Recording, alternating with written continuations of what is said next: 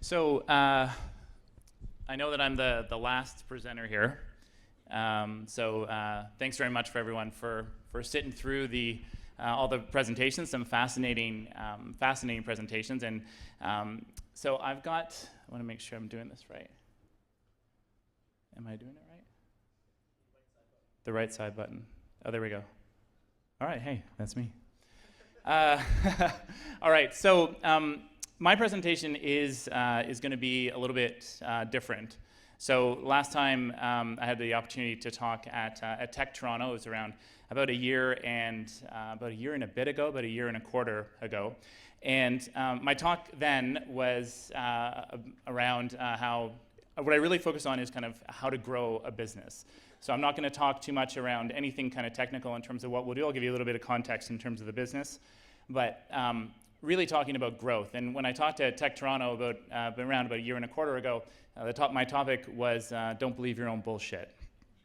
So this one doesn't have profanity in it, but hopefully I'll figure out some way to work it in during the presentation. So to give you, so the title today, I'm going to talk about hustle and grind. And what that means to me, what that means to Q4, and how that is really core to growing a company. And I know a lot of you are kind of early, kind of startup phase, early phase businesses, and how critical this is, not only on day 1, day 100, day 1,000, but really key in terms of growing your business. So to give you a little context, Q4, we're a capital markets platform. We provide a solution to investor relations departments of publicly traded companies. Today, we really focus on the corporate side, but we're starting to move into the institutional side and providing some of our algorithms and kind of quant-driven data sets to institutional investors. I started it around 10 years ago. Really kind of two phases. The first probably 4 or 5 years were kind of a different company, and then we pivoted, and that's really where our growth came from. We've got about 1,000 clients today.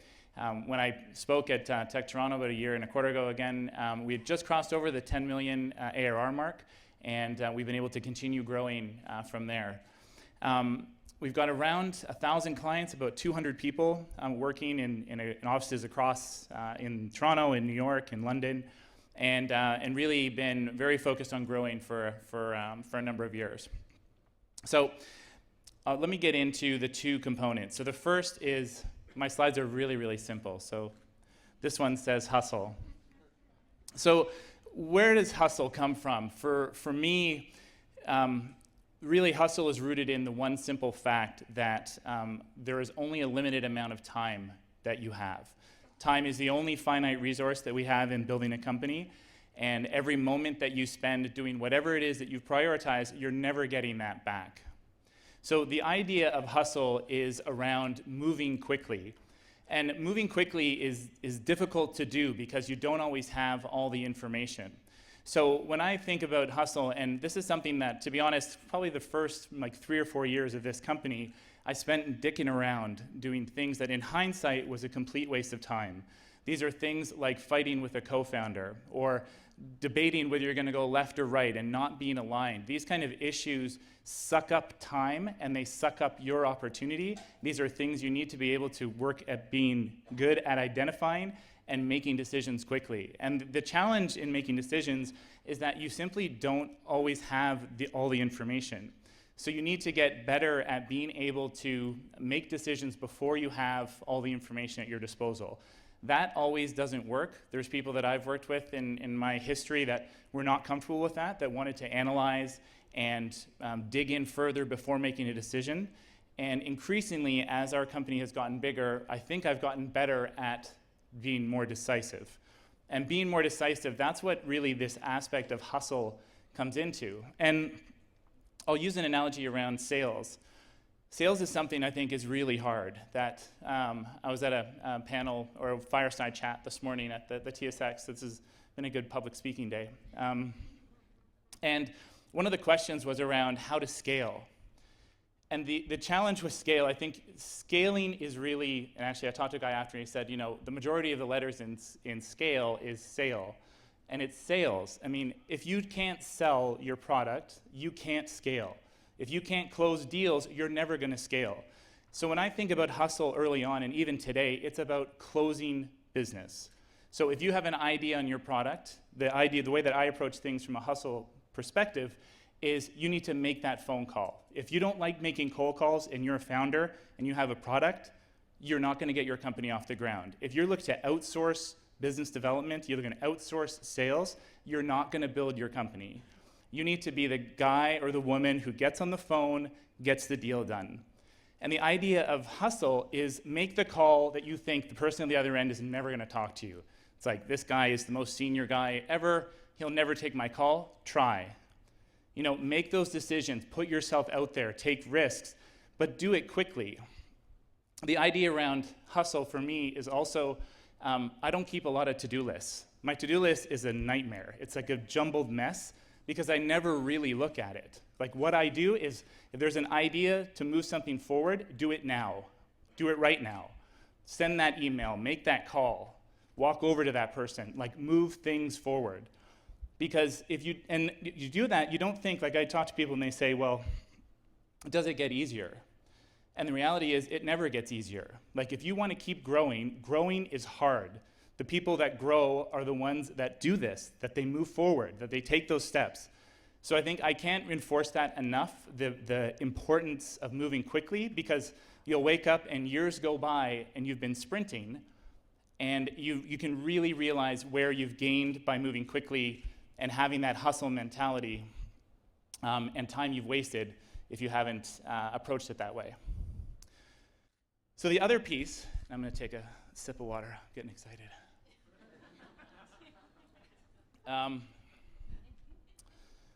The other side is grind.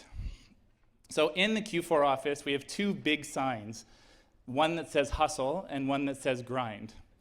And when we were going through and putting the signs up in the office, there's, people can get behind hustle pretty quickly, but then you put a big sign that says grind in the office, and there's all sorts of connotations that come with grind, right? Like it's grind if it's like a sexual way, or if it's like grind, oh, the daily grind. But the idea of grind and owning that is really important in growing as well, because it's not all about ideas. Because you can have a great idea and you can move it forward, that's the hustle piece, like get it going. But if you're not willing to put the work in, it's not going to work. There's, everyone's heard the saying, don't work harder, work smarter. That's bullshit. You have to work harder and you have to work smarter, because whatever idea you have, competitors are going to come in and they're going to take your lunch. And someone else who works harder and smarter is going to come get it. So you have to really be committed to the grind in the fact that you have to continue working at it. Things don't happen overnight. Any idea you have is never going to work overnight. I talk to entrepreneurs all the time, and the one thing I always I jump all over is someone is like, well, we're getting started and we want to build this up and sell it in 3 years. You're screwed. You're screwed. You're never going to do it that quickly. Everything takes longer, and it never gets easier. There's a great saying in a CrossFit saying, actually, which is, it never gets easier, I just lift more.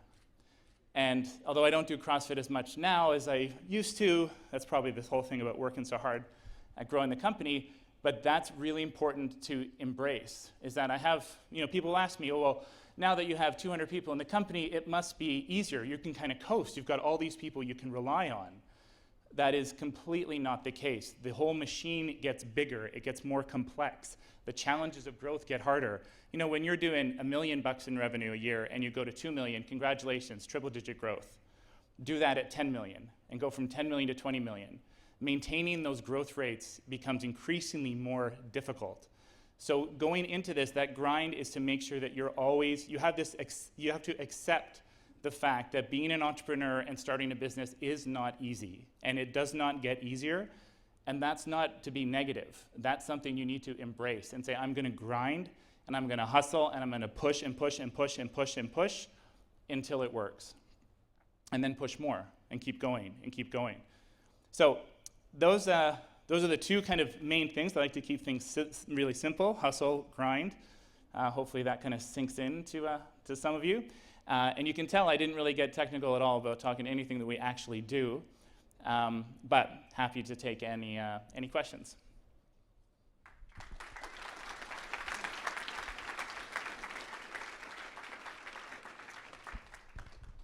Yeah, Alex, thanks. hustle and grind are, I think, key components, but they're both very tiring. So how do you make sure it's sustainable? They're both what? Very tiring, and it can wear. If you're always hustling and grinding, you can wear yourself and the team out. So how do you make sure it's balanced and it doesn't lead to breakdowns? So the balance that we do is, take vacations. It's is the key is to take a vacation. And when we recently launched unlimited vacation at Q4. That was also half because just basically trust all our people, and the other is that I hated administering vacation because I felt whatever policy you put in place, people just, you say, oh, you lose it if it ends on this month, and then all of a sudden the whole company takes a vacation in that month. But the idea is that when you stop working and you take a break, which is important, is for me, it's to turn right off. So when I go on vacation now, I go black. I turn email off. I don't connect. I be present in what I'm doing. I've got young family, so and try to be really present in that and recharge, so that when you can come back, you can go again. But the reality as an entrepreneur, like if you're going to burn out in the first year or 2 or 3, you weren't supposed to be doing this anyways. It doesn't happen in a year or 2 or 3. If you get burned out early on being an entrepreneur in a startup, sorry, it's not a good fit for you. You shouldn't do it. Because you know what? It takes a long time to build, and there's people that are close and they know me. It's like if you're complaining about burning out, it's like go cry in your soup. Because that's what it takes. While you're being burnt out, your competitor is beating you. So what do you want to be focused on? And again, if it's not your fit to be an entrepreneur, then don't do it. I'm just kind of speaking more from if you want to really push for high growth, it doesn't get easier. And so take a break and come back to it and don't complain.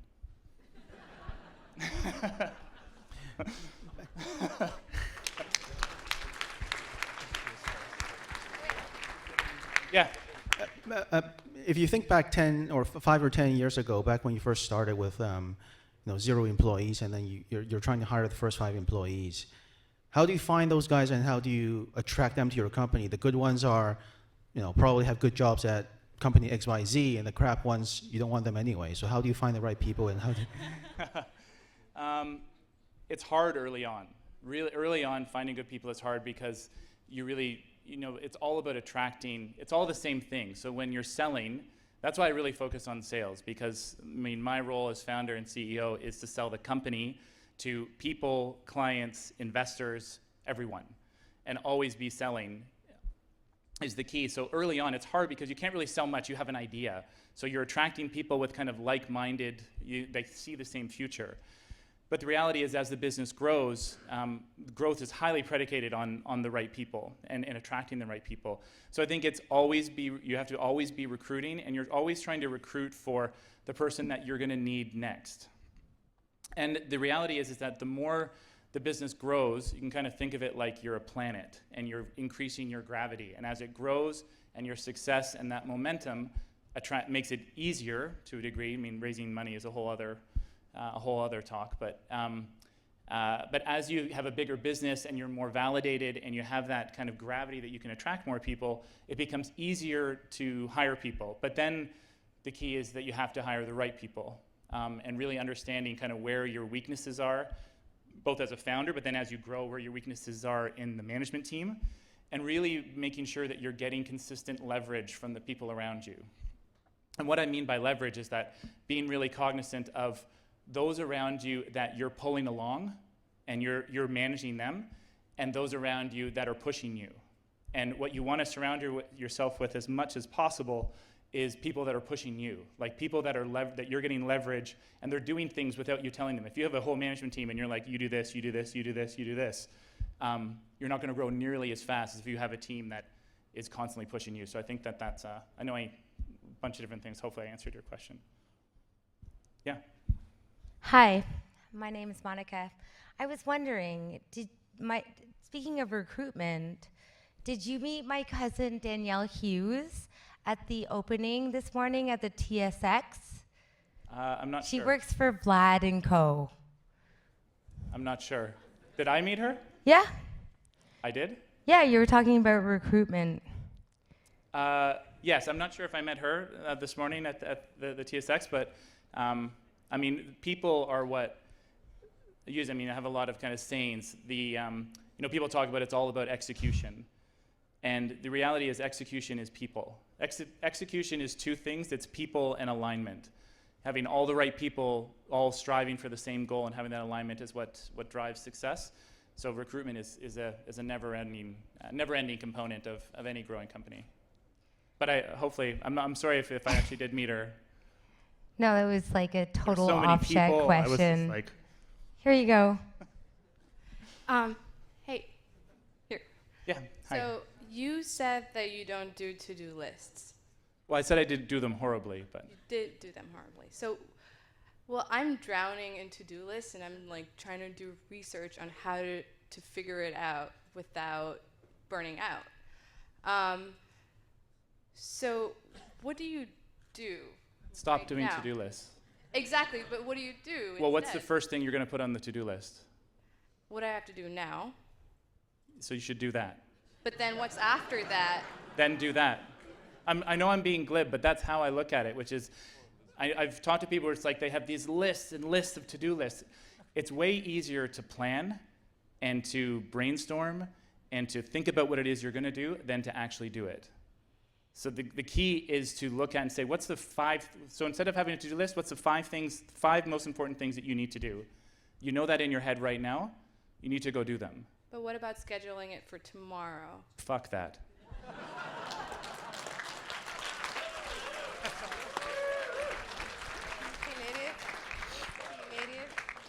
Okay. Sorry, it's getting late. Yeah. Most interesting correlations you've found between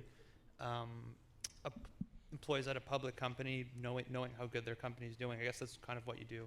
I've kind of looked it up, so I'm just curious. Not obviously they're going to be more encouraged the better it's doing, but something more profound than that. What have you found? I'm not sure what you're asking. You're saying like Like when the employees know what's going on, because isn't that what you do? I mean, you kind of. we do. We help companies and their investor relations department communicate with the street and also analyze and manage all their interactions with the street. But also internally, don't you do that as well? Don't you internalize information for employees working at those public companies? We do, yes. There's a lot of material information that would flow through our systems. So I'm curious, what have you found that the employees at these public companies, what So encourages them the most? And what have are you found? looking? Are you? I think what you're asking is if the employees all feel good, is the company going to perform? Yes, well, that's obvious, but something deeper than that. I'm curious. There is. We have access to all that stuff. It's called insider trading, so we can't really do much with it. It's not what I'm getting at. I'm getting at a lot of people working at public companies don't actually know how well it's doing, right? So when you present this information to these employees, or certain aspects of how well the company may be doing or not be doing, how does this encourage or how does it affect the mentality within the company? So we don't really touch any of that. I mean, we're like we help the company and give them the tools to put all this stuff out there. Part of their stakeholders would be employees, others would be retail investors, institutional investors, et cetera. We track all of that from an analytics perspective. Really, the only people that public companies care about are institutional investors. They don't really, from a capital market standpoint, from a stock perspective, they don't really care about I don't want to say they don't care about their employees, but from that perspective, the only people that really matter are the big money institutions. Well, I don't know if I'm I don't like to push it further, but I mean, I'm just saying, if their employees are more encouraged, obviously it's going to increase production, and their institutional investors will obviously be much happier if, I mean, kind of like an Enron thing, right? They kind of pushed the stock price and all that stuff. And obviously it kind of blew up in the end because it was all fake, but yeah, there's that's what kind of actually a very interesting trend around ESG, environmental, sustainable, or SRI type investing, which is really the best managed companies with the happiest employees actually outperform all of their peers. in the long run. So that may be what you're looking for. But again, that's not really core to what it is that we do. Okay, yeah, just. Cool. So we've got another couple in the back there. Okay, so this is not a question, it's more like a comment. I want to say that it was such a great thing what you did there, motivating us. You motivated Oh. me, and now because you said that if you want to do something, do it. I am actually a co-founder of The Hustlepreneur. We're an online magazine, and I'm wondering if perhaps you would like to be featured in our magazine, online Sure. magazine, Yeah. because you're a motivator. Absolutely. I want to get your contact information if that's okay. So our marketing team is right here. So just chat with them and we can hook it up for sure. Yeah, that's great. Hustlepreneur. Wow, that sounds like a great T-shirt. So yes, yeah. Okay. Hi. Yeah, you're hilarious. Just wanted to let you know. But my question is more from the data side. So you guys are actually in the context where real-time data analytics is used a lot. So what is the sort of trends you've been finding with capital markets? Because so I work in banking, and I find capital markets really the most like traditional space when it comes to adapting like new technologies and using like big data and insights and actually working on it. So I'm interested to hear more from the trends perspective, like, you know, what sort of, you know, trends have you been finding in the buy side, sell side analysts from the analytics you're giving from your product? Sure. Yeah. There certainly is incredible adoption of technology on the buy side with the institutional investors, particularly hedge funds, quant-driven funds, kind of programmatic trading. And what we've seen is we actually did a panel at our office recently on this around big data and AI. And the use of AI to analyze these massive data sets and extract meaning and directional indicators that they would never possible to even analyze before is a massive trend. And it's always been kind of looked at more from the trading perspective.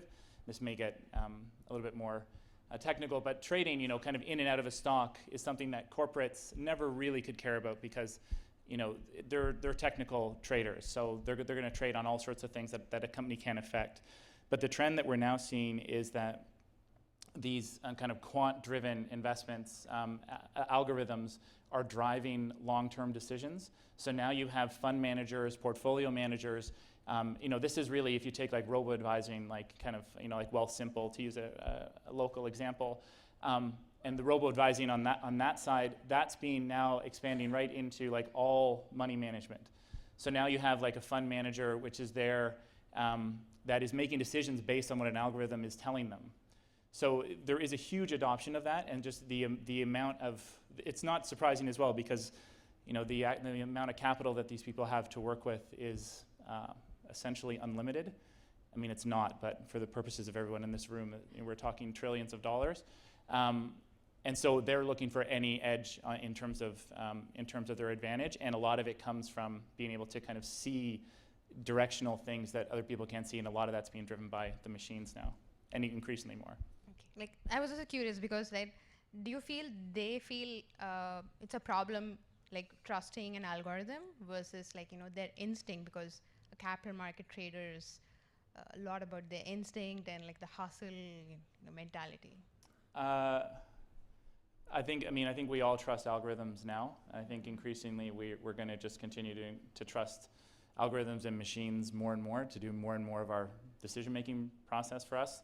Where that leaves us as a society is a whole other kind of topic, when I guess we're just like drooling watching the TV while the machines do everything. But that won't be for a while. That's more of like what our kids have to worry about. All right, thanks very much, everybody.